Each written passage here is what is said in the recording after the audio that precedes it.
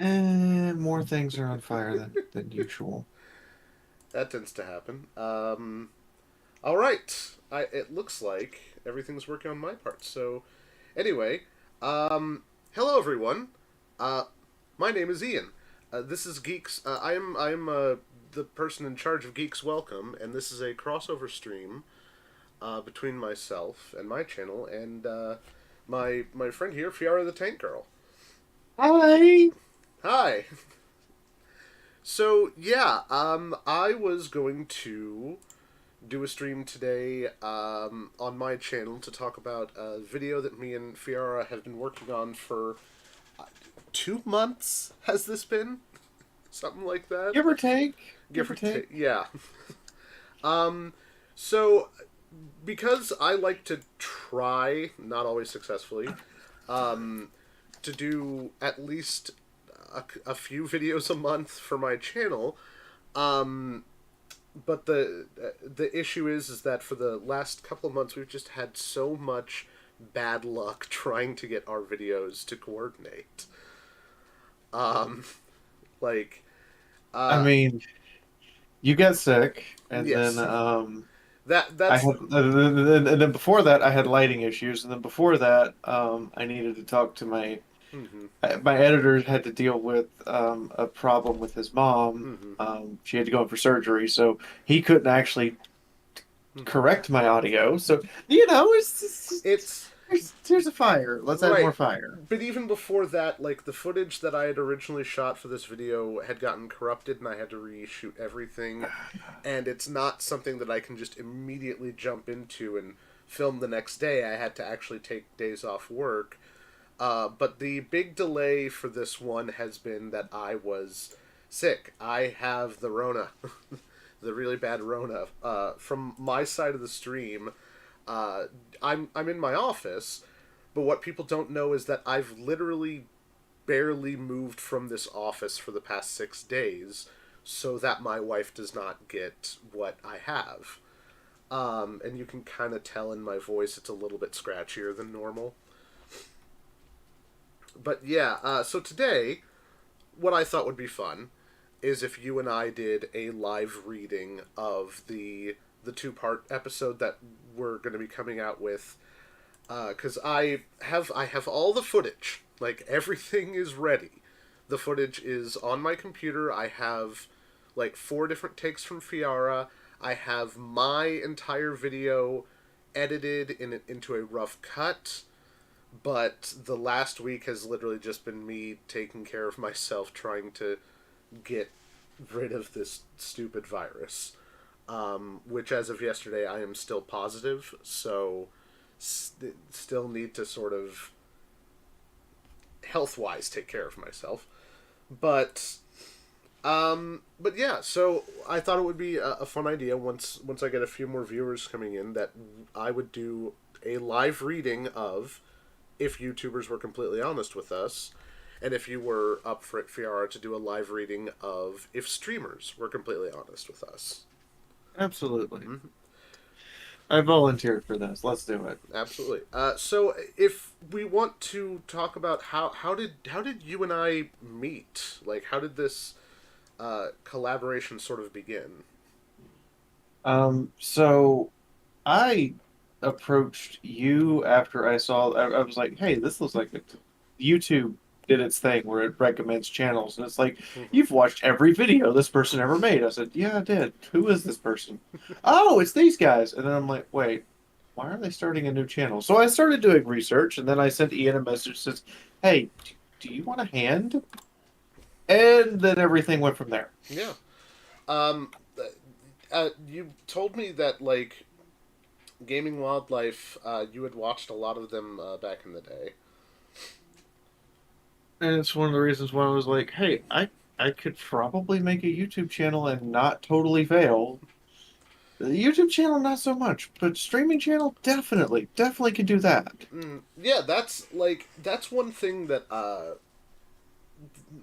because like streaming is not something that comes naturally to me. I'm not great at sort of like um, stream of consciousness. I usually like to be what's the word? I curate. I like to curate my content a bit more so that it's scripted and stuff. But yeah, it completely understand why some people would just be like, "No, I prefer to do the whole streaming thing." But yeah, this is, um, and I greatly appreciate the help that you've given me because it's allowed me a little bit more brain space to sort of expand some ideas and try some new stuff. But yeah, so Fiora just she had contacted me and been like, do you want to do collaborations?" She had told me that there was a script that she had thought about, which was Streamers Completely Honest. Just so happened to coincide that I had a script that was originally titled Masterclass Completely Honest, because I had seen some Masterclass stuff and I had seen some people post about Masterclass, and I'm like, I feel as though there's a lot that I have to say about this. The script itself ends up kind of turning into a more self-critique about YouTubers and less about like Masterclass on its own.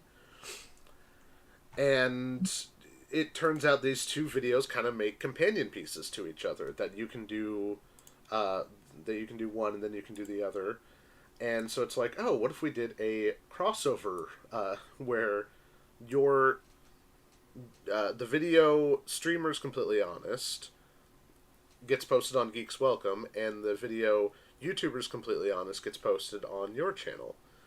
And so this has taken up the majority of the last couple of months, mostly because of just really bad luck, but it is almost complete. As soon as I am over this sickness, I'm going to finish these two videos and we're going to get them posted. But yeah, so if we were interested, we could do a live reading of this whenever we're ready, and then I can talk a little bit about what we're doing for the Wizards of the Coast video and sort of give people, hey, here is a preview because I wasn't able to get the YouTubers and streamers finished today. Instead, let's do a live reading to give people something, because I apologize. You have plague. Yes. I'm probably going to cough a bit during the stream. But yeah, while I'm getting healthier, we give the audience something, because I've been delaying this way too much, and I'm annoyed at myself personally for just not being able to get all this done. But sometimes, like, life just throws 18 curveballs at you, and you just kind of gotta roll with it. How many curveballs? 18? That's it? Yeah, in 2 months, yes. I mean, like, not to put too fine a point on it, but I have received many, many, many, many curveballs this year. For me personally, I've had to have, like, surgery. I had to, my mother passed away, my dog passed away. It's not, 2013, or 2023 has been a bad year. Like, an extraordinarily bad year. You start the year and you're like, it's going to be a great year. And then it's like, no, absolutely not. Yeah. It took me much longer to write a novel this year than it has previously for a variety of reasons. Oh, yes, by the way, Fiara, you write novels. Yes. Literally, there's a point where for streamers on this book or on this part where I'm sitting there and I go, you end up with another job. I write novels. And and for me, I've actually been in transition between two jobs at the moment. I wasn't able to work my final week at my theater job because I have the plague, and I'm having to delay my full time at my delivery job because I have the plague. The good news is that I'm in contact with my new boss, and he's fully aware. He's like, oh yeah, no, you got to get better, because you probably don't want me handling food while I'm testing positive. That would be a very bad thing. That would be an interesting way to explain to the lawyer how the lawsuit came about. We don't. You do not want me handling food while I'm trying to deal with this. But yeah. So, if I'm not really sure how to start this. Like, do we want to do YouTubers honest first and then streamers, or do you want to do streamers first and then we can dive into YouTubers?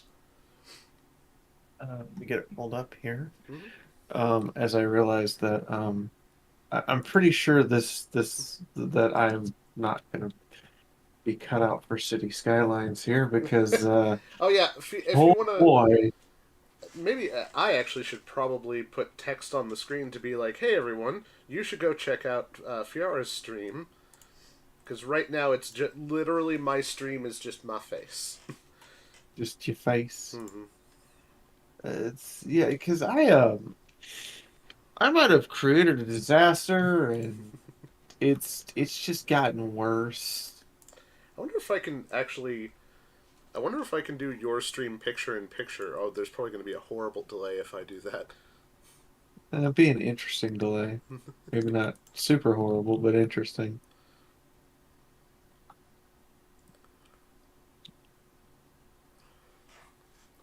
Wait, Pooh Bear? Oh, Oh, it's sorry. well. One of the people in the group is Pooh Bear, and it's like, oh, there's another streamer that goes by the name of Pooh Bear. I don't think that's the person I'm thinking of. No. The people here are actually so I allow all right, why is this not connecting? There it goes. That is a terrible pipe, and I'm just gonna let it sit like it is.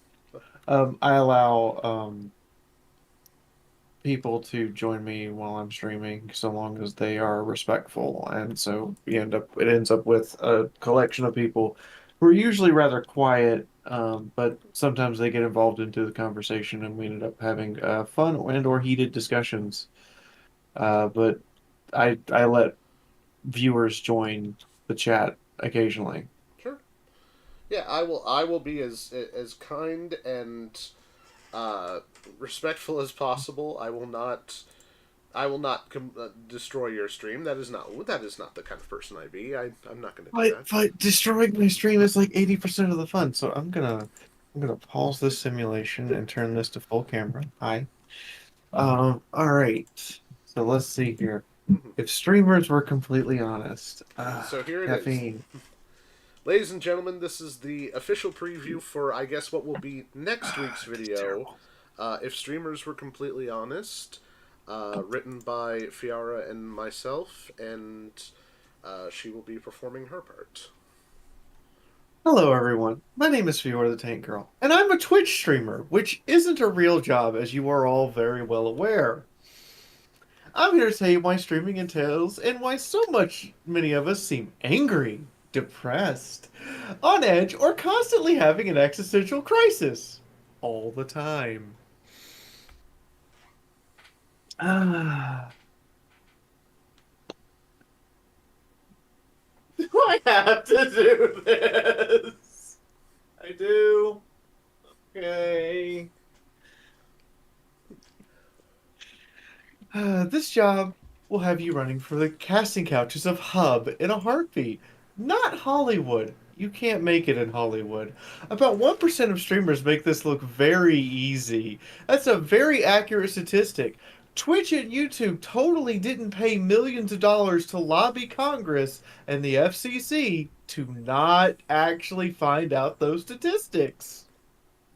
But you hear about these people all the time, suddenly exploding in popularity, doing amazingly well, having a total crisis meltdown, or they turned out to be racist or a sexual predator. Holy crap! There are far too many of that last one. But what you don't hear about is the 99% of us who are barely making a living above minimum wage. Still a lucky few. Like any other performance industry, 99% of streamers have to work their asses off to pay for that student loan whiplash that's coming for all of us. And like all those people, still striking, the strike for SAG-AFTRA doesn't technically end until tomorrow. By the way, I know the writers got everything they wanted, but can we just give the actors everything they want too? Like, come on, Amazon, just throw them a bone. Netflix, write them a check. Do the thing. But streaming, as with every other job, became exceptionally difficult since the pandemic ended. I mean, people stream for years without getting any traction because of algorithms and bad luck, but now you're not only competing with people who've been doing this for over a decade, like me, but with any Yahoo who has a microphone, a camera, and a few hours to spare. And they always seem to have 10 times the viewers you do, like right now, where my viewership is about half of its normal average. But that's not your fault. This only feels like, the only bastion for everyone who's found themselves without work since most people, since the pandemic ended. And look, I would never discourage any of you from doing this for a living, but some people really shouldn't do this for a living. You have to multitask through everything you're doing. You have to be good with a camera. You have to be your own tech support. If something goes wrong tech wise, you're screwed for the day, the week, the month, or the whole year. I have absolutely no idea why I just clapped. If OBS updates, you can lose all your settings. And good luck if your camera or microphone still work without having to download a new driver that you didn't know existed until 5 minutes ago. Imagine, if you will, if a theater performer had to run up on the catwalk and adjust the lights while they sat there and went to be or not to be. Now the question is, do you think people are going to sit around for that? Absolutely not. There's no. The answer is just no. They're not going to sit here and wait for you to fix your shit. Trust me. I've gone from streams where I had 80 people watching to suddenly I had an internet glitch for less than 20 seconds and my stream number dropped to 33. And it did not come back up. 1 minute and everything's gone. But you'll more than make up for it. Like working holidays. Do you know how many people stream stuff on holidays? The answer is everyone. This is literally when your viewership goes up 50% and your chance to get any amount of money that might tie you over through Christmas is here. You're going to work holidays. I'm already looking at Thanksgiving next week and going, yep, and Black Friday too. Labor Day? Not for you. Christmas? It's Christmas special stream time. New Year's?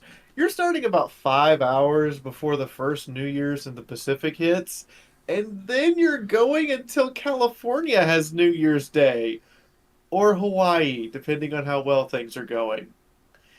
And then you're back to your normal streaming schedule immediately afterward. You get 0 days off, because days off are a huge amount of time where you make no money whatsoever. Oh, and breaks? Yeah, you don't get any of those. Like bathroom visits or a day off. My stream has to badger me in order to get me to go take lunch. And I still feel bad about doing it.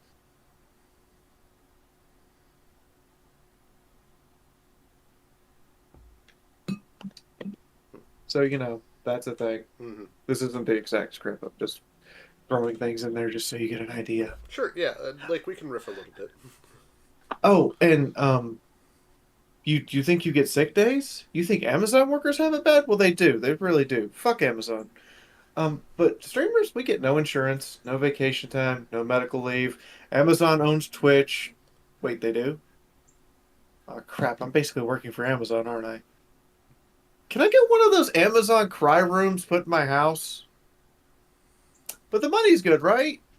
No, no, just absolutely not. If you want to be monetized, you have to do a ton. I mean, an absolute metric ton of free work for months or even years. Looking at you, YouTube and Twitch, and Kick to some other degree, because I looked into that and I was kind of upset by it. Ad revenue? Oh, that's a joke. In July, I did 164 hours and 49 minutes of streaming. I made a total of $5.49 from ads, with more than 100,000 views on my streams. Aren't you excited to live off ad revenue? Hey, Ian, Yeah. how much money did you make your first month of monetization? It was about $14. And how long did it take to get that on YouTube? About a year and a half. Why did you come back? Not that I don't like you coming back, it's wonderful, but why? I don't know what else to do with myself. And 97% of my revenue is from tips from viewers. I'm basically reliant entirely on the generosity of strangers. It makes me feel no better than a busker or a street performer. And you get a copyright strike? Oh, your ad revenue's gone. Throw it out the window. You when your video can get 100 million views, but it has a copyright notice on it. Not a penny goes to you. Get a copyright strike on YouTube, your ability to stream is revoked for 90 days. Imagine not being allowed to work for 90 days. The whole reason I'm on Twitch was because of that. And the copyright strike wasn't even valid. It was overturned 2 weeks later. But that would have been 2 weeks I wasn't allowed to work. And now, you want to try to get in contact with your website you stream on? You can try. You will not be successful. It takes weeks and a huge outcry to get YouTube or Twitch to come back with anything other than we're looking into it. If Point Crow and RT Gaming can't get any help at all, and Markiplier took a week to get his channel back when it was hacked, do you think you're going to get a hold of them? So, to keep yourselves afloat, most streamers take second jobs. I write books. This isn't even the book. This is a preview copy that was strictly to show off at a particular convention. The actual book I don't have yet. It doesn't get here until Tuesday. And I just dropped that. Door of the world. This is why you ready props before recording instead of grabbing them as you go. Yeah, grab them as you Anyway. go. That's so much better. So you take a second job, which they usually have to spend more time on, which is less time streaming, which is less revenue from streaming, which means you need to do more time with the second job, which means, oh, wait, you get this now. It's a cycle that's vicious and angry and upsetting for everyone. So you want to be successful. You have to promote yourself because no one else will. I write books. You need to venture outside of your primary social media website, the only one that you actually get paid to be on, and go use every other social media website ever made. Yes, this does mean you need to use websites like Facebook and Twitter that we absolutely hate, websites you kind of tolerate, TikTok and Reddit, and websites that just kind of exist. Kick and Blue Sky. And Mastodon. And Mastodon. Funny thing about the whole social media thing, every website nowadays hate it. They despise you. If particularly since after COVID, because there was this huge shift that I noticed, and the reception of me saying, "Hey, I'm streaming on Twitter" versus "Hey, I'm streaming on Twitter" once we went into lockdown. But they love it if you use their website in-house content sharing device, such as their video player.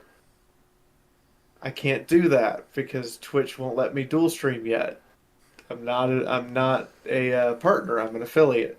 Hey, but you won't get monetization for using those other social media websites. Not 1 cent unless you jump through an insane number of hoops, like 10 million views on TikTok. And you do have to promote yourself. You have to promote yourself everywhere and to everyone all the time. It almost feels narcissistic. Which means you get a lot of extra work for absolutely no pay, so you might be able to get a few extra people to come to a stream at some point. I just want to point out, post-stream and pre-stream for me is about an hour and a half. Plus social media stuff, plus posts. Sometimes I do post-stream Q&As. So all total, like, if I stream for 10 hours in a day, I actually end up working for 14.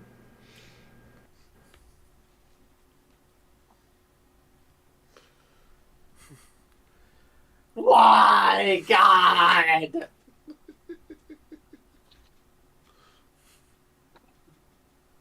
Well, let's talk about content. What are you streaming? Probably video games because you aren't handsome or pretty enough to go solely based on your personality. Ian, that wasn't aimed at you. Yeah, I know, but it kind of feels like it was. But if you want to do variety content, great. You want to do one singular game, also great. You can do either of these things, but don't jump back and forth. You will lose viewers absolutely all the time, and once you decide one thing, don't go back on it. Next, you absolutely will no longer play video games on your own because you need to spend your time preparing for your next stream because nobody wants to watch you grind 10 levels just so you don't instantly lose in that next Pokemon jump. Pokemon Platinum. 170 hours. I feel like there might be a point to add like a joke here because Alpharad famously is credited with the phrase cheating is based, grinding is cringe. Yeah, no, I agree. Cheating is based, grinding is cringe. Mm-hmm. Trust me, as a streamer, you want to cheat? Go ahead. Finally, you will never ever enjoy video games in your off time ever again because anytime you'll be playing any game ever, your brain's going to be going, I should be streaming this because your hobby is now your job. Yay, capitalism! At this point in the script, I'm supposed to pull out a beer, Mm-hmm. but considering I leave for a convention in 2 days as a guest of the con, I don't have any beer left in the That's house. perfectly fine. But I've got the footage of you drinking on camera, so that will work for the joke there. But it beats fast food, right? It does beat fast food, right? I mean, seriously? What does? Oh, by the way, video games are expensive. If you're a variety streamer and you stream every day because you have to, you'll be playing anywhere from 5 to 30 games a month. On top of that, you'll need equipment, such as, let me see here. A webcam Um, and microphone, perhaps? oh boy, that's a start. You'll need a streaming PC, which is much more powerful and specialized than a gaming PC. Video game consoles, need those too. Capture cards, yep, and you'll need more than one because they're notorious for shorting out. Microphone, yep. Camera, even if you're a VTuber or a voice only streamer, you need a camera. Don't ask why, but trust me, every single other person I've talked to who does VTubing and voice only, they have a camera because they've needed it. Noise canceling headphones? Check. Food? Yep. Clothes, makeup, rent, and if you're lucky, health insurance and a 401k. Actually, just kiss those last two goodbye forever. You're never going to have those. Just accept the fact that going to a doctor is going to cost a fortune and you're going to have absolutely no retirement plan for the rest of your life. Not unless you're in the UK, which will probably cost you nothing. So that's thousands of dollars for a month of content. Mm-hmm. And make sure your stuff is legit, as Twitch doesn't like it when you sail the Red Sea with the black flag, matey. Actually, that's a terrible metaphor. Just don't pirate. All right? I actually cannot embrace piracy on Twitch or YouTube without getting censored anyway. But don't do it. Gray market, on the other hand, well, I'm not going to say I use that, but I'm not going to say I don't. Oh, and what if you get stuck with a random EULA? Guess what? You have to read all of those. Every one of them. Verbatim. And understand them in legalese as its own language. As if it's written by Kryptonese from Babylon. And some games will try to claim ownership of your content to the point that the EULA specifies that the company owns your image. Unless you mail them a written exclusion.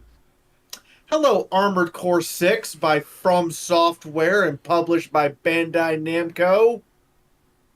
I had to do that. That was $55 to send a piece of paper that I got no response from. I did make sure they had to sign for it, though. Hey, tag that onto monthly expenses for taxes, right? And after all is said and done, if you can somehow make this nonsense work for you, You still have to keep up your health. You can't let yourself go. Appearance and physical fitness are important. Nobody likes to see an ugly person on stream. The camera then shifts to me, and I look at my script going, I wrote this part. Why am I being so mean to myself? Ian, that was targeted at me, not you. And that's what it's like to be a streamer. Still want to do this for a living? Somehow. It's still less awful than working for DoorDash. But only just. Streamers, watch us wallow in self-pity for $10 a month. The camera then goes to a blackout written by Fiara the Tank Girl and Ian, and then back in.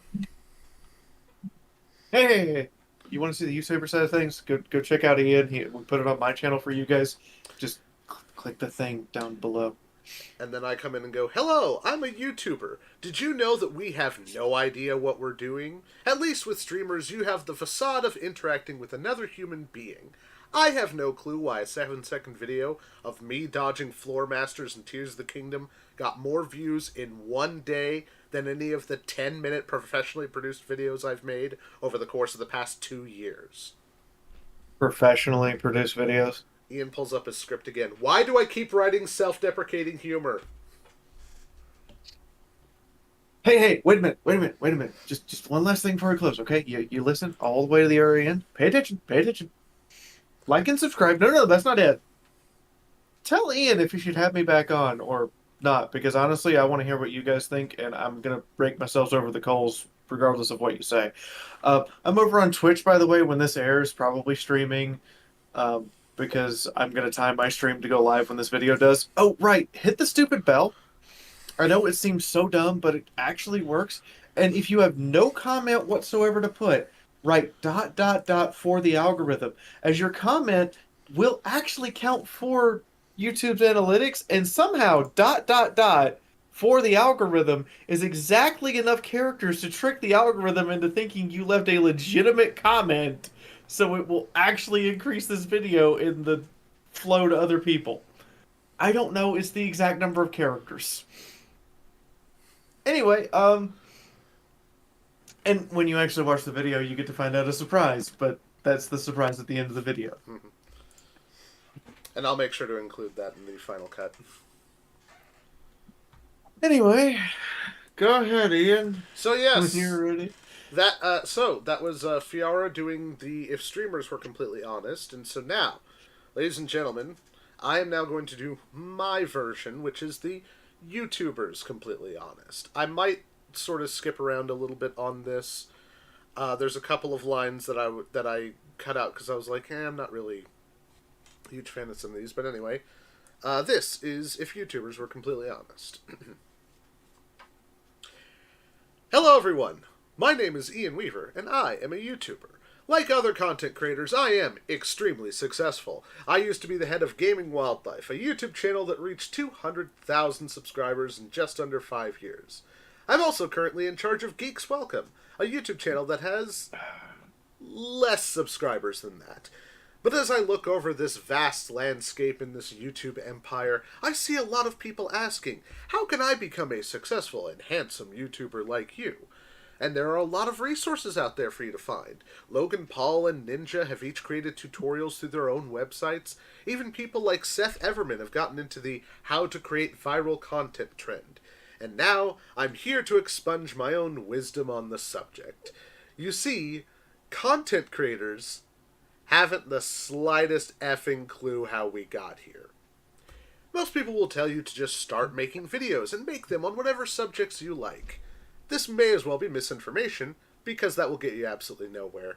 You see, success in content creation is about 90% luck, and nobody knows what the other 10% is. Your success is more about persistence. Take, for example, RT Game, an Irish YouTuber who posted Let's Play videos for 7 years, and saw no success from it. Until one day he posted a video that was just like the hundreds of other videos he'd done before, but this one got him millions of views and subscribers almost immediately. So there you go, people. All you have to do is be persistent for 7 years, and you too will find success. Oh, you don't want to wait that long? That's too bad. You have to. And that's just one of the thousands we know about. There are other YouTubers who have been making content for over a decade and gotten absolutely nowhere with it. Like who, you ask? You don't know. That's the point. But there are ways to fast track success, though. Try crossing over with other channels. Nepotism works wonders on here. There are literal entire YouTube channels who would not exist without someone else doing a crossover with them. A photo of Jacksepticeye and Markiplier pop up, and I look at it and I go, sorry, Sean, you know it's true. Doing content for yourself will never get you anywhere, because nobody is interested in you. But doing content for other people will also never get you nowhere, because nobody gets to see the real you. And if those two seem to contradict themselves, it's because they do. I'm actually probably going to cut this next part out, but then so I would basically just jump to... So, since you're undoubtedly wanting to find a way to fast-track your YouTube career, and making content for yourselves or others gets you nowhere, where do you go for information on how to make your channel better? Enter Ninja and his Masterclass videos. A lot of the presenters on Masterclass are driven by people who have been in the industry for decades. There is at least some reason to see Steve Martin or Aaron Sorkin do videos on how to be better at being creative. But so much of them are filled with random, obvious rhetoric and obvious advice and empty rhetoric. I mean, it's like they're getting paid to do this. Because if they really wanted to teach this shit, they would go to a university and lecture. You know, like Steven Spielberg and Francis Ford Coppola did. Ian, I used to be a professor. Please don't encourage people to do that. It's awful. And there's my requisite crossover. She did a video on my channel, too. Check it out. I will then link to Fiara's video. But back to Masterclass. Do you want to pay money to learn Gordon Ramsay's best recipes? You can. Or you can go to his YouTube and TikToks and do it for free. But we're focusing on YouTube and Twitch content creators. They don't know how they got successful. Please don't pay money to listen to Ninja to tell you to get a computer and color your hair. Ninja's Masterclass videos basically boil down to buy a computer, stream on Twitch, be loud and obnoxious, blue hair. Congratulations, you no longer have to watch any of them. Ninja streamed on Twitch at the exact point that Fortnite got really popular. He basically mirrored PewDiePie's style and streamed for 90 hours a week. Heck, even PewDiePie wasn't the first Let's Player. He just played Amnesia and Penumbra and added rape jokes and racism to get the late 2000s edgy crowd. And you will not be as successful as them. Their success was an accident. Hell, my success was an accident. My previous channel went viral when some random dude on Reddit shared my If Electronic Arts Were 100% Honest video on Reddit, and it got 300,000 views in a week. Oh, and dozens of our other videos got shared on Reddit. And guess how well they did? They didn't. That's what. And then I lost that channel to some bad business partners, but that's beside the point. We don't know how we got here. It's a crapshoot. You also need a safety net. Blevins played sports in high school and had rich parents. PewDiePie had rich parents. Logan Paul was a Disney Channel kid. Heck, even Mr. Beast had rich parents. Are you seeing a pattern here, people? But going back to Blevins, he streamed for 6 years without ever becoming such a huge success. Do you have the resources to struggle for 6 years without a hint of success? I doubt it. And then I'm going to jump ahead a little bit to the perspective. But, look, I'm not saying don't do it, but perspective, people. Ninja, the Paul brothers, even people like Markiplier, Jacksepticeye, Seth Everman, they don't know how they got here, because all content creators don't know how they got here. It was dumb luck. If you buy his masterclass, you're basically watching him do videos that boil down to, it was dumb luck.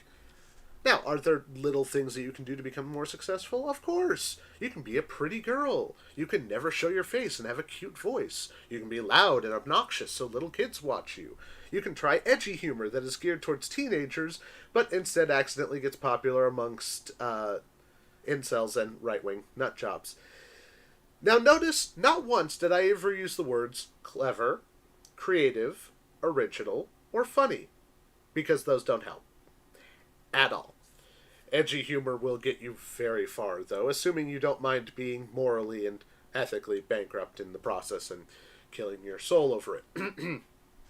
Also, don't do edgy humor about capitalism. That will probably get you demonetized. Isn't your entire Honest series just anti-capitalism incarnate? Shh, we're not supposed to say that part out loud. Whoops. Heck, our original success came from me bitching about Electronic Arts for 3 minutes. Yeah, EA's a scumbag company. Nobody ever said that before. But let's talk about Ninja again. His masterclass, he mentions his blue hair at least a dozen times. If that isn't an indicator of, I haven't the slightest clue how I did this, then I don't know what is. A big thing about YouTube is branding yourself correctly. So, how do you do that? I don't know. And none of these people will tell you because none of us know. We don't have marketing degrees, or business degrees, or any degrees, really. A photo of Markiplier, Pokemon, PewDiePie, Logan Paul, and Ninja pop up. None of these people finished college, but they're pretty, I guess, so if you're attractive, you can definitely find some success. But graphic design, marketing yourself, maintaining social media accounts, well, these are things that you have to do, but nobody tells you how to do it. And of course, you're going to need brand deals. Raycon, HelloFresh, NordVPN, and Raid Shadow Legends. You won't get any of these. Not a single one. But you will get deals like Monthly Junk Box, MLM Incorporated, or Subtle Conservative Propaganda, who will pay you $1,000 a month to say things that you absolutely hate for products that are most definitely harmful, and you will hate yourself for years. But you gotta make rent, so whatever, roll the dice and you'll make the money, and hopefully this sponsorship is actually real. Because there's a chance that some of these are fake sponsorships, and they're here to steal your information and turn your account into a walking advertisement for cryptocurrency or NFTs. I mean, seriously, Corridor Digital had all of their channels shut down because someone did this. Corridor Digital. Here on my channel, Tex of the Black Fans Legion lost his channel for a week because of this shit. Mm-hmm. There's literally there's a dozen examples we could use, but I thought Corridor Digital was one of the biggest names to have that happen, so I thought they were the perfect example. The Verge had it happen. Yeah. So listening to YouTubers' advice is like a lottery winner giving you tips on how to win the lottery. By the way, every masterclass about being an influencer or content creator tends to gloss over the whole content creation part of all this. They tend to be like, step 1, make a profile. Step 2, start filming yourself. Step 3, you now have 1 million followers. It doesn't work like that. And trying to stay upbeat when absolutely nobody watches you is insane. Imagine doing that for half a decade before ever becoming successful. And finally, the one thing that no other content creator will tell you is this. A lot of the content creators surged in popularity over the past, let's say, 7 years or so. But most of them started in the early 2010s, myself included. So if you were to start right now, from scratch, with no following at all, good luck, because that's all you can get from this. May the algorithm be ever in your favor. YouTubers, we have no idea what we're doing. And then goes to blackout, comes back in. Hello everyone, thanks for watching. If you want to see the Twitch streamers counterpart to this video, go to my channel, Geeks Welcome, and see Fiora do the Twitch streamers honest video. Hello everyone, I'm Fiora the Tank Girl, and I'm a Twitch streamer, which as we all know, isn't a real job. So you see, streamers is a dream job in theory, but in practice, it's a hellscape nightmare. This job will have you running for the casting couches of Hub in a heartbeat. Not Hollywood. I didn't say Hollywood. You can't make it there. And by the way, did you know I do more videos like this on my channel, Geeks Welcome? You should come there because I make fun of corporations and gaming companies for their bad decisions and capitalistic greed. Because screw capitalism. Hey editor, how many times did you have to censor beep in this video because I don't want it to get demonetized? What? What are you looking at me for? We got bills to pay. Side note, on my stream, you can't say fuck. We say fuck a lot. Yeah, I mean, yeah, it's probably...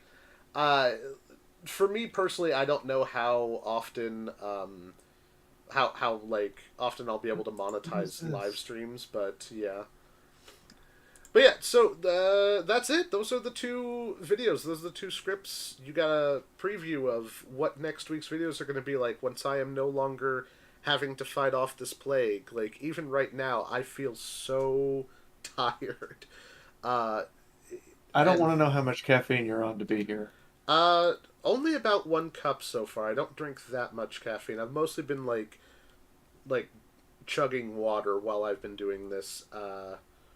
And also, I'm on prescription medications because I didn't qualify for like the heavy duty stuff because my doctor's like, your sickness, the symptoms don't really seem that bad, so take this in the evening, this in the morning, and it should clear up naturally.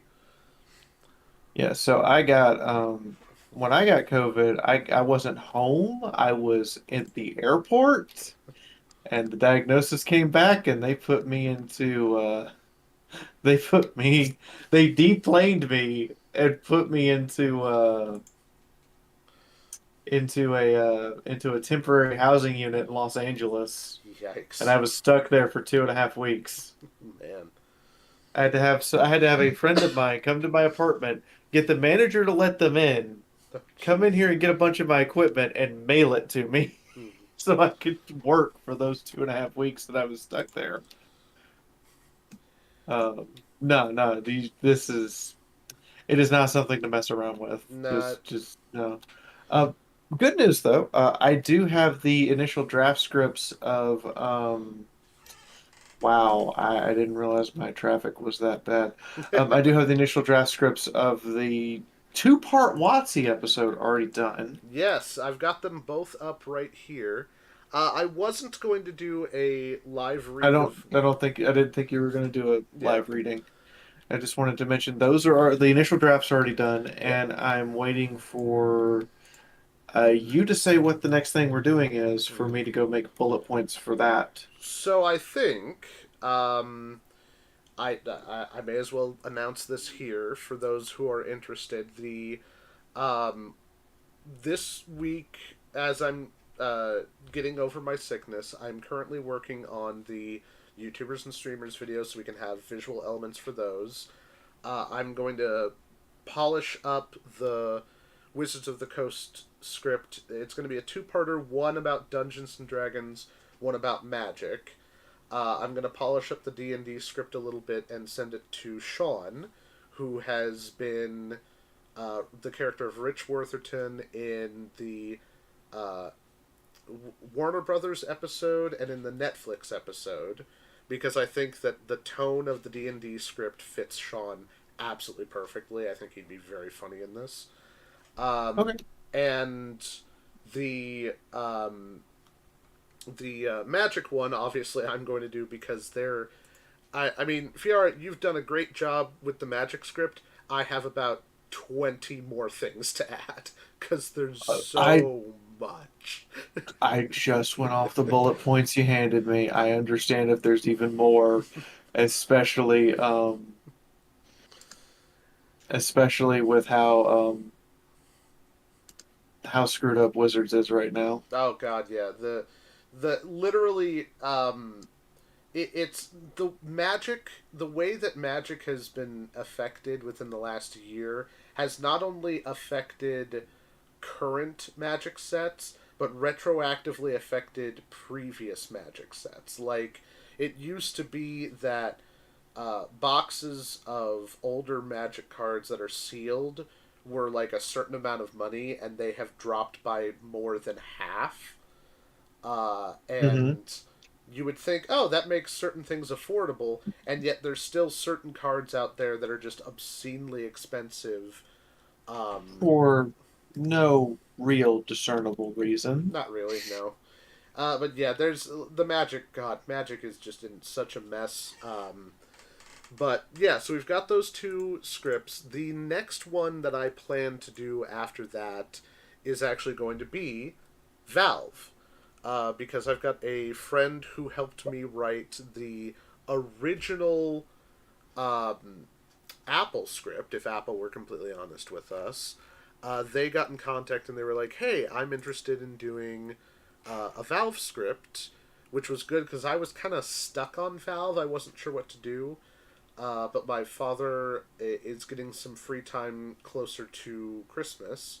And so I think closer to Christmas, we're going to try and get the Valve film script filmed. After that, I think it might be a fun idea to do sort of a follow up on the Wizards of the Coast one by talking about Hasbro. Yeah. So what I heard was I should probably get the my brain just went out the window. So I need to edit the scripts that you send back and just to see if there's anything in them that doesn't fit, and then I should get to work on Hasbro while your friend does Valve.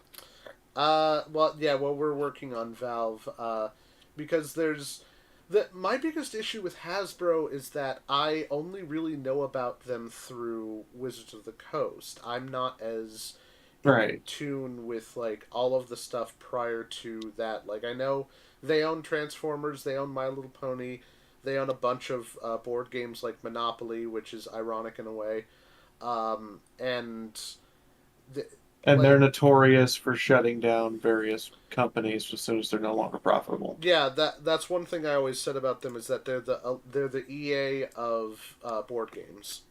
Yep. And then I've been to court with them, so I know a lot about them. Oh, what legally can you say?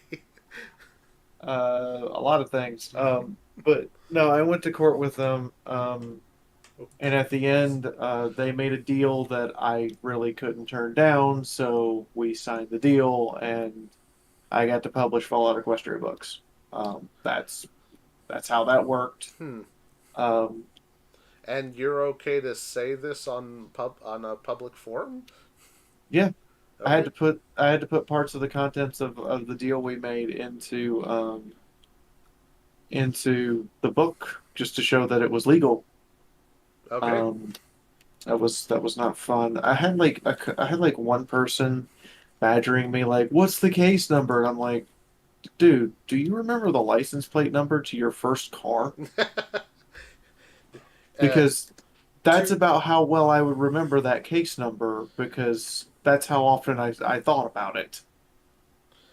yeah, the license plate number to my first car, ABCD123. Right? Yeah, no, it's not something you remember. Oh, of course not. I mean, I could tell you the court, I could tell you the judge's name, I could tell you a bunch of stuff, but We don't we don't I need to couldn't know that. tell you the case number off the top of my head without having to call my lawyer and have them dig the file out. I don't Um, think that's necessary. no, it's not. It's just it's one of those people who thinks that they can demand something and you if you don't produce it, they can immediately say, "Well, then whatever you just said was a lie." Well, no, that's not how that works. Yeah, that just sounds like people on the internet. Yeah, it's just people on the internet and me over here, and I'm like, I have my tax papers that show I paid for this stuff. That was fun. Not. Anyway, All right. Well, that's all that I had planned for today. Thank you for letting me be on your stream. Thank you for the people who have showed up for my stream. I hope that this little preview and interlude is good. I hope people enjoy this because I really wanted to get more stuff out quickly, but like I said, the whole getting the plague thing has kind of shut a lot of stuff down on my part. oh, it's just the plague, the literal. the literal plague over there. It's fine. This is fine. Probably. I'm occupying myself by playing Pokemon to keep my sanity. That's a strangely good way to keep your sanity. It is. It's surprisingly Um, effective. People on your stream, I imagine that you have quite a few Pokemon fans, judging by your recent videos and their Yes. reception. Um, I just finished the, I just finished a Nuzlocke Genlock from Generation One to 9. 9. Hmm. That took 18 months, and I had never played Pokemon before until I embarked on that quest because I thought it would be easy. I was Oh wow, wrong. yeah. I'm surprised because you're not familiar with Pokemon, are you? I no, I was not familiar with Pokemon up until I started that journey. And your very first Pokemon journey was under Nuzlocke rules. Under Nuzlocke rules, and I was playing apparently the worst one to do to start with, which was Yellow. Yeah, Yellow's pretty tough. Generally speaking, Nuzlockers prefer people like. And a way to ease themselves into Nuzlocking is Fire Red and Leaf Green, which is the Generation 3 games that remade the Generation 1 games. Those are usually a bit more uh, lenient to new players. But yeah, no, like that's that. I can't. God, I can't imagine just immediately jumping in and being like, okay, I'm gonna play Pokemon, but I'm gonna play under these very restrictive rules that only like hardcore fans do. It's just like that sounds like a nightmare. For me it was more like, okay, I'm gonna do this, but if I'm gonna do this, it has to be like, my kind of challenge because um, I'm used to playing stuff like XCOM on the hardest difficulty on ridiculous settings, with mods that make the game even harder. And I thought to myself, this can't possibly be that hard. Oh, I was wrong. I oh was man. very wrong. My opinion now is, if you play Pokemon, you're hardcore, and I should just go with that because yeah, that's about what that is. Yeah, Pokemon can get a bit nuts. But yeah. So, I'm actually going to wrap up this stream. I just want to say thank you to Fiara's chat for being a part of this. Thank you to my chat and my viewers. Thank you to everyone for having me on here. I'm going to now go get better and increase my health to better levels. And Fiara, good luck with City Skylines. Yeah, I have no idea what I'm doing here. I am, how do you would say, lay lost.